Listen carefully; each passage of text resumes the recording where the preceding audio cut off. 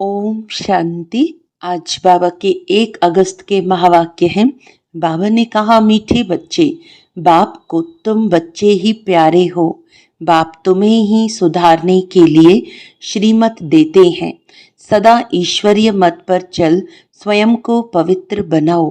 प्रश्न है, विश्व में शांति की स्थापना कब और किस विधि से होती है? उत्तर है, तुम जानते हो, विश्व में शांति तो महाभारत लड़ाई के बाद ही होती है, लेकिन उसके लिए तुम्हें पहले से ही तैयार होना है। अपनी कर्मातीत अवस्था बनाने की मेहनत करनी है।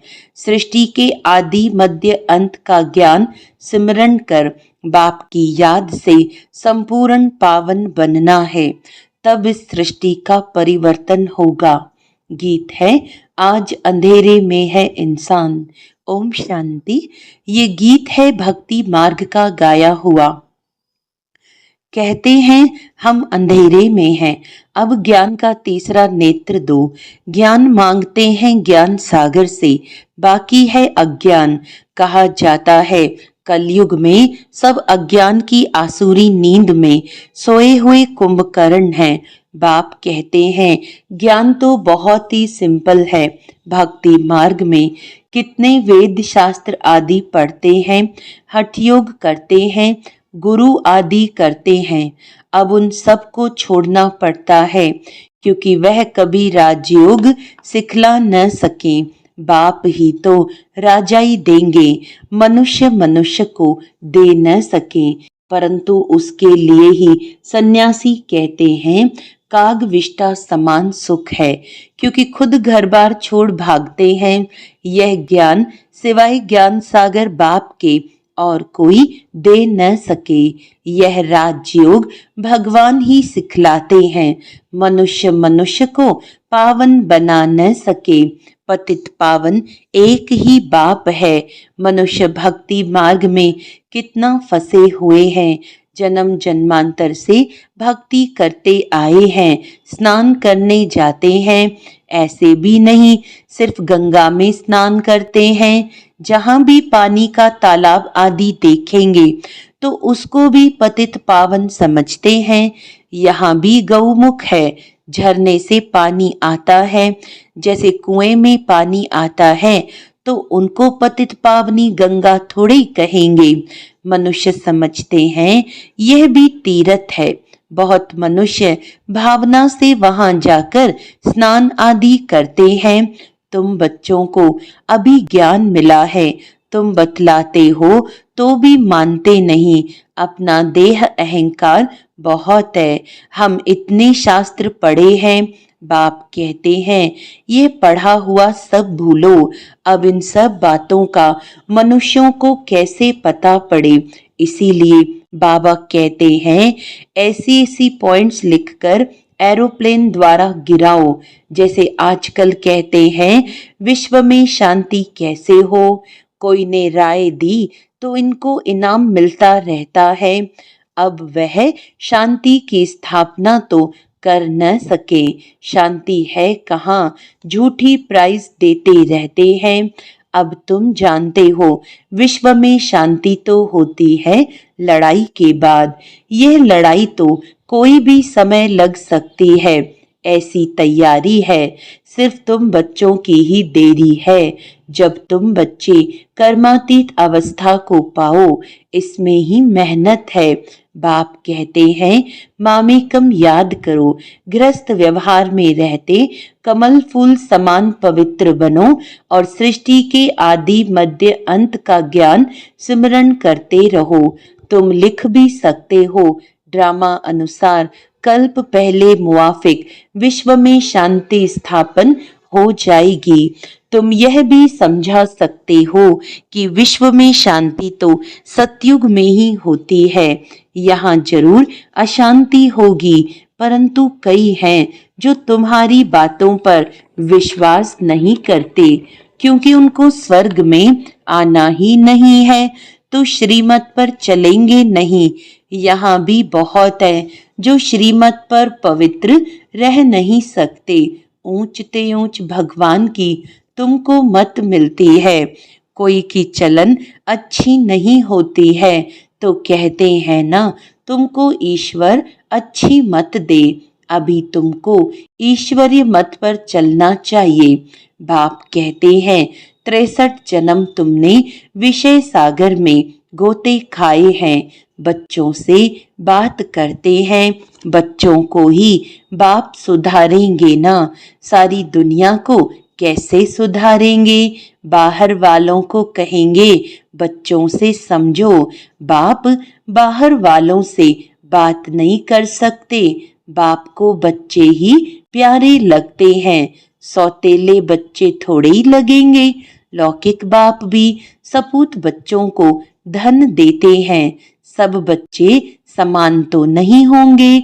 बाप भी कहते हैं जो मेरे बनते हैं उन्हों को ही मैं वर्षा देता हूँ, जो मेरे नहीं बनते हैं वह हजम नहीं कर सकेंगे, श्रीमत पर चल नहीं सकेंगे। वह है भगत, बाबा के बहुत देखे हुए हैं। कोई बड़ा सन्यासी आता है तो बहुत उन्हों के फॉलोअर्स होते हैं, फंड यानी चंदा इकट्ठा करते हैं, अपनी अपनी ताकत अनुसार फंड्स निकालते हैं। यहाँ बाप तो ऐसे नहीं कहेंगे फंड्स इकट्ठा करो, नहीं, यहाँ तो जो बीज बोएंगे 21 जन्म उसका फल पाएंगे। मनुष्य दान करते हैं तो समझते हैं ईश्वर अर्थ हम करते हैं, ईश्वर समर्पणम कहते हैं, वह तो कहेंगे श्री कृष्ण समर्पणम। श्री कृष्ण का नाम क्यों लेते हैं? क्योंकि गीता का भगवान समझते हैं। श्री राधे अर्पणम कभी नहीं कहेंगे, ईश्वर या श्री कृष्ण अर्पणम कहते हैं।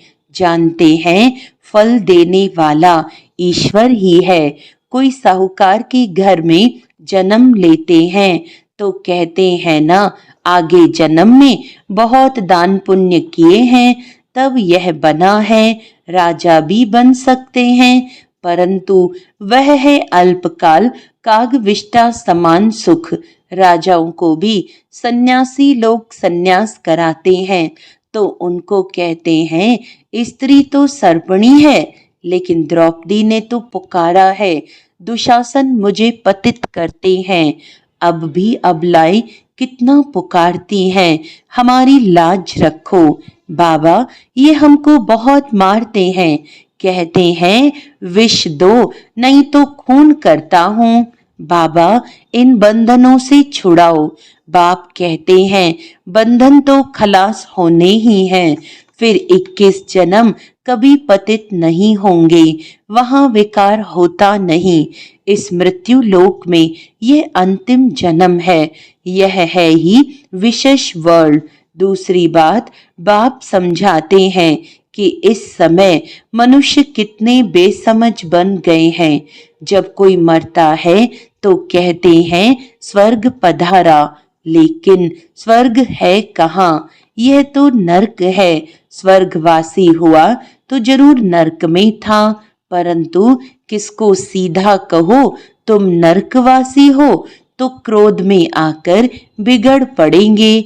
ऐसे ऐसे को तुमको लिखना चाहिए, फलाना स्वर्गवासी हुआ तो इसका मतलब तुम नरकवासी हो ना। हम तुमको ऐसी युक्ति बताएं जो तुम सच सच स्वर्ग में जाओ। ये पुरानी दुनिया तो अब खत्म होनी है। अखबार में निकालो किस लड़ाई के बाद विश्व में शांति होनी है। 5000 वर्ष पहले मुआफिक वहां एक ही आदि सनातन देवी देवता धर्म था। वो लोग फिर कहते वहां भी कंस जरासंधी आदि असुर थे, त्रेता में रावण था। अब उनसे माथा कौन मारे? ज्ञान और भक्ति में रात दिन का फर्क है। इतनी सहज बात भी मुश्किल किसकी बुद्धि में बैठती है? तो ऐसे ऐसे स्लोगन्स बनाने चाहिए। इस लड़ाई के बाद विश्व में शांति होनी है, ड्रामा अनुसार कल्प कल्प विश्व में शांति होती है, फिर कलयुग अंत में अशांति होती है, सतयुग में ही शांति होती है। यह भी तुम लिख सकते हो। गीता में भूल करने से ही भारत का यह हाल हुआ है।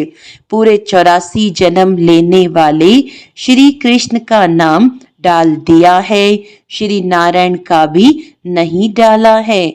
उनके फिर भी 84 जन्मों में से कुछ दिन कम कहेंगे ना। श्री कृष्ण के पूरे 84 जन्म होते हैं। शिव बाबा आते हैं बच्चों को हीरे जैसा बनाने, तो उनके लिए फिर डिब्बी भी ऐसी सोने की चाहिए जिसमें बाप आकर प्रवेश करे। अब ये सोने का कैसे बने, तो फट से उनको साक्षात्कार कराया। तुम तो विश्व के मालिक बनते हो, अब मामेकम याद करो, पवित्र बनो। तो झट पवित्र होने लग पड़े। पवित्र बनने बिगर तो ज्ञान की धारणा हो न सके। शेरनी के दूध लिए सोने का बर्तन चाहिए। ये ज्ञान तो है परम पिता परमात्मा का, इसको धारण करने के लिए भी सोने का बर्तन चाहिए, पवित्र चाहिए, तब धारणा हो। पवित्रता की प्रतिज्ञा करके फिर गिर पड़ते हैं तो योग की यात्रा ही खत्म हो जाती है, ज्ञान भी खत्म हो जाता है।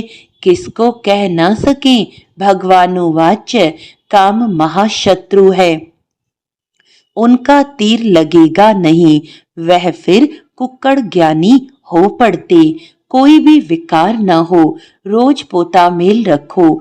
जैसे बाप सर्वशक्तिमान है, वैसे माया भी सर्वशक्तिमान है।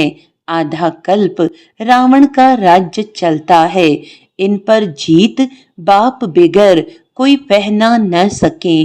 ड्रामा अनुसार रावण राज्य भी होना ही है।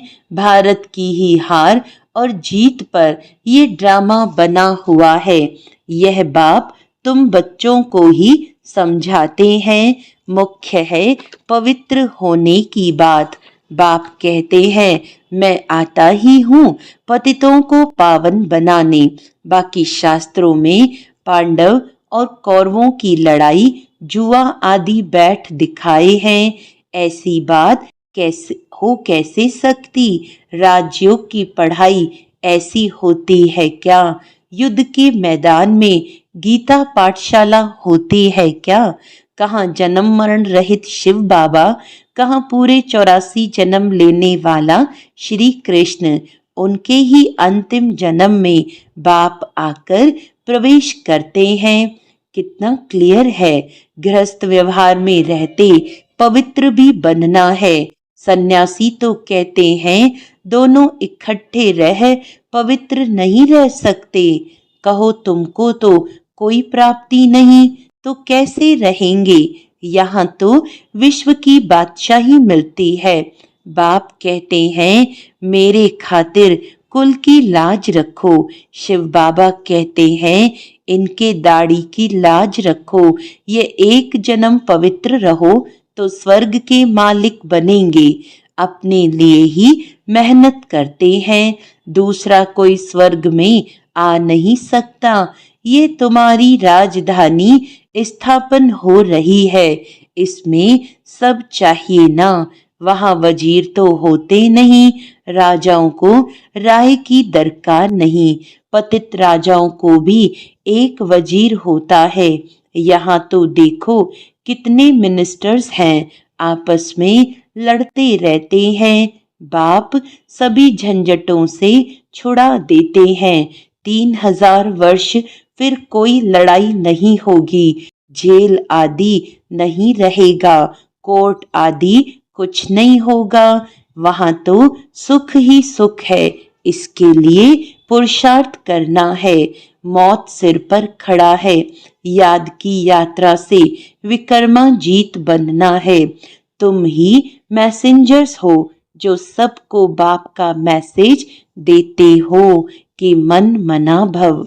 अच्छा, मीठे मीठे सिकिलदे बच्चों प्रति माता पिता बाप दादा का याद प्यार और गुड मॉर्निंग। रूहानी बाप की रूहानी बच्चों को नमस्ते। हम रूहानी बच्चों की रूहानी बाप दादा को याद प्यार गुड मॉर्निंग, नमस्ते नमस्ते नमस्ते जी।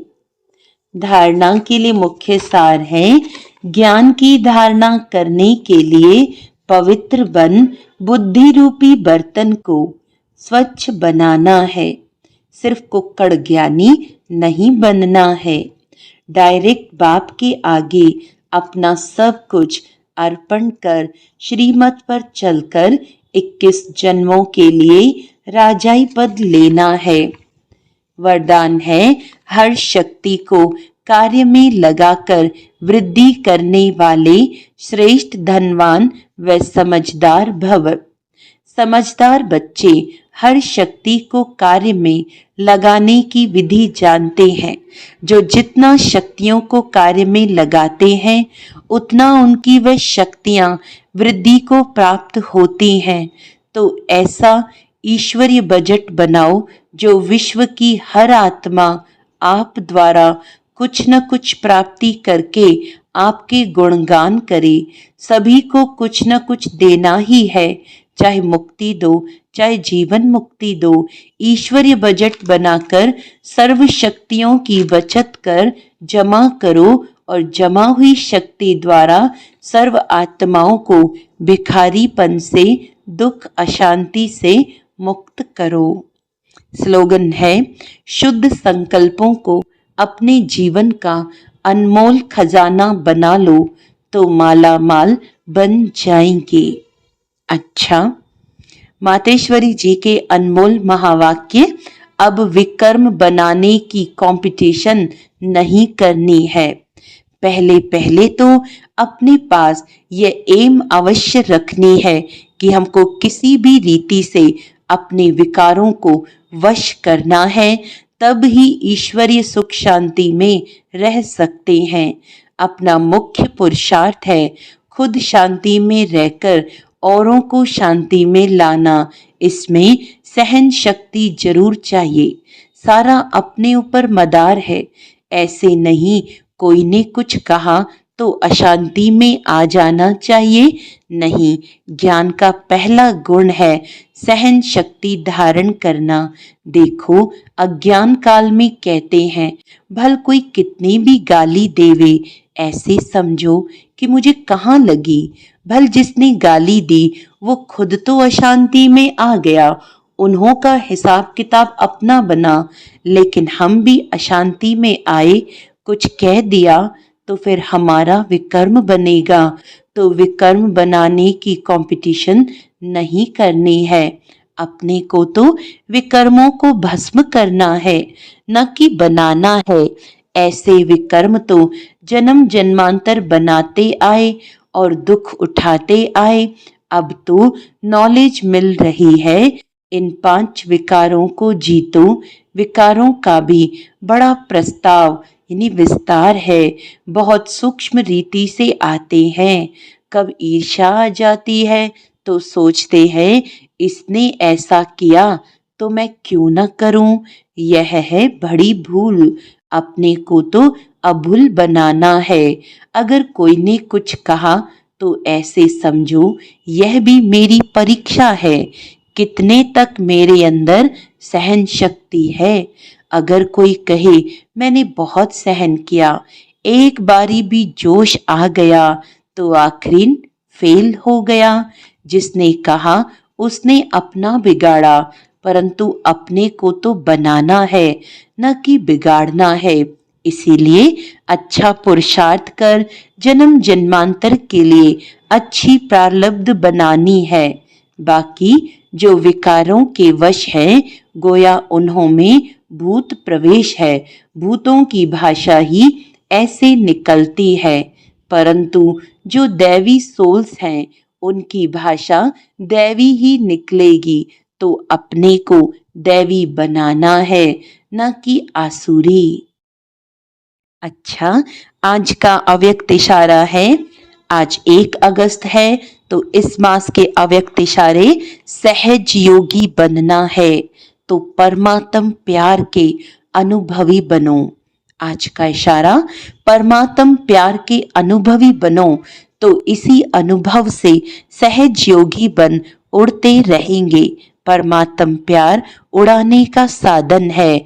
उड़ने वाले कभी धरनी की आकर्षण में आ नहीं सकते। माया का कितना भी आकर्षित रूप हो, लेकिन वह आकर्षण उड़ती कला वालों के पास पहुंच नहीं सकती। अच्छा, ओम शांति।